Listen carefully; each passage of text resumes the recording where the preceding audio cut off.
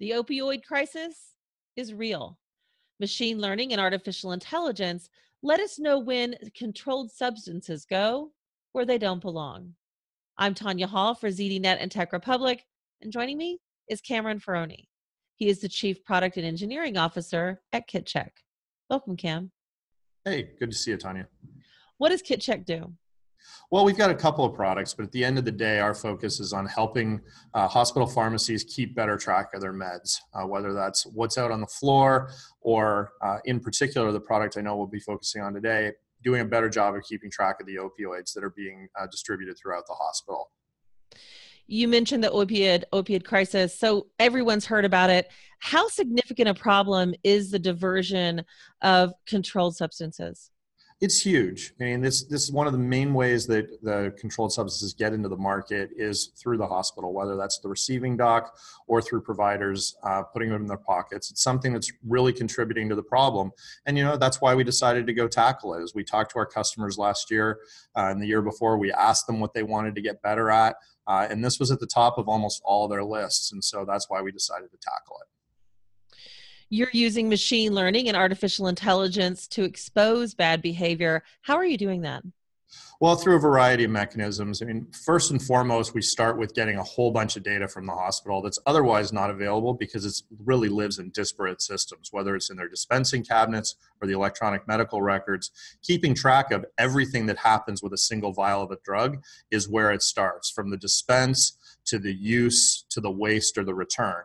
So first and foremost, it's pulling all that data from the hospitals. And again, systems that don't talk to each other, they don't match up. Drug in one system is labeled as something different than a drug in another system. So a lot of our work is really just bringing that data together in the first place. And that was sort of what we would call the Gen 2 of these types of products.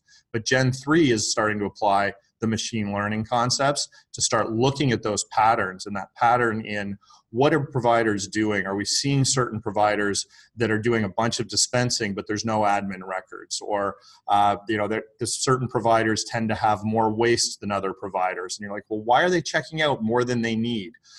Those are the types of things we're looking at. And I'm sure we'll get into some more details as we talk more. But at the broad level, you have to track what happened with every milliliter of that drug.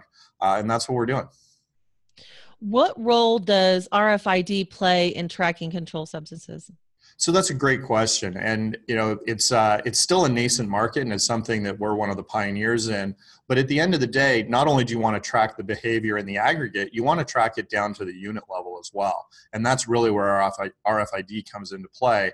Right? From the time that med is received into the hospital, you want to know what happens with that specific vial every step of the way. If all you're doing is looking at it in aggregate, you've got so many meds that are coming in, so many meds that are going out, you don't really have a chance to track, you know what, this med got checked into an OR 4 months ago and we haven't seen it since. That's suspicious. Even though there's the right number of meds in the cabinet and the right number of meds in supply, even that sort of tracking that behavior all the way through down to that item level is really critical to providing a full solution. What happens if medications are recalled? Well, that's where the RFID piece comes in as well for both of our products. But really, that can be a huge pain for any hospital, right? You've got hundreds of crash carts throughout the hospital, and literally, take a typical hospital. You've got 2 or 3 buildings. You've got multiple floors. You've got multiple wings. You get a recall on a drug, and potentially that drug can create a huge safety risk if it's administered to a patient. How do you know where it is? And how do you know where to get it? And so with our core product, that allows you to do a quick report that says, here is each individual vial, here's the ones that have been recalled, and here's where they're sitting in your hospital today. And you can send a team out and in the matter of a couple of hours, retrieve all those recalled drugs, as opposed to having to take days to send out teams to open every crash cart, look through every kit, and see what's in there. How does the cloud fit into the tracking puzzle? I mean, what about patient privacy, HIPAA, cybersecurity? Well, it's interesting that you mentioned that. We're right in the middle of another security audit. We take it very seriously. We're constantly looking at ways to improve the way we handle the data because we take, it's such an important piece of it. But without that information, it's impossible to actually do the work that we're doing. And so because you need to get down to tracking all of that information happens against a patient. So the dispense is recorded against a patient, the administration is recorded against the patient, the waste is recorded against the patient. Without that patient data, you can't tie all those things together. So it's critical to our product to have that. But as I say, we've built up an entire second architecture, frankly, just to store the PHI. It's on its own subnet. We've got encrypted databases. We limit the access to it. It frankly has made the product probably 50% more complex in terms of infrastructure, just to be able to support that. But again, it's the only way to do it, and we take it really seriously. Talk about the KitCheck app. How does it tie into all the surrounding technologies? Well, that's one of the beautiful things about it.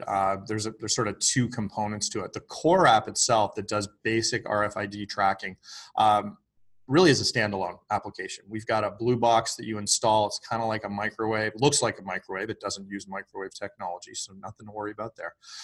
And you put that in your pharmacy. You put a tray of drugs in it. And then we're able to scan those drugs and look for what's expired, what's recalled, what's missing. And the only technology you actually install that really affects the hospital is you use your own browser on your own computers. So we're not installing anything on the network. We're not putting any software in place. It's all basically removed. Now, on the Blue Cipher Controlled Substances product, where we are having to get some of that EMR data, again, part of what we've done is really tried to make that as low a lift for hospitals as possible. So that we have a couple of options. They can run reports themselves using the technologies they already have and simply upload those via the browser. So again, a zero technology install on their side. We also support SFTP. So if they want to have their own jobs that run each night, that download that information, then upload it directly to our secure servers, they can do that. So there's zero touch. And we also support HL7, which is the industry standard for direct connect. But to be honest with you, most of our customers will either do manual or SFTP just because it's so much easier for them as well. What's the next iteration, Cam? What can we expect moving forward? Well, it's funny, and we talked a little bit about this, but one of the things with any type of security or looking for variance detection is you've constantly got to be one step ahead of the people you're trying to track, right? And when I worked in Xbox, when we were looking at counterfeit games, it started with some information built into the software, and then we built some security guards into the DVD reader, and then we redesigned the actual core CPU chip to put security guards in there. And then when we had Xbox Live, we had more security when you were online. And it was like this cat and mouse game, because once they learned the rules, they learned how to game the system. And that's the same thing we're doing here. And we've got probably about half a dozen different what would you call it, analytics points of interest that we factor into our overall risk score, our IRIS, our individual risk identification score, but half a dozen isn't enough, right? More and more as we grow, we're going to add more and more risk factors into that score and look for different patterns. And that's just how we're going to continue to evolve. You've always got to stay one step ahead. Cameron Ferroni, if somebody wants to connect with you, maybe they want to find out more about your work at KitCheck, how can they go about doing that? You can hit me up on email, cameron.ferroni@kitcheck.com. Thank you so much. And if you guys want to connect with me, you can. You can find more of my interviews right here on ZDNet or Tech Republic, or maybe go to my website, tonyahall.net. I've got links to all my social sites. Thanks for watching.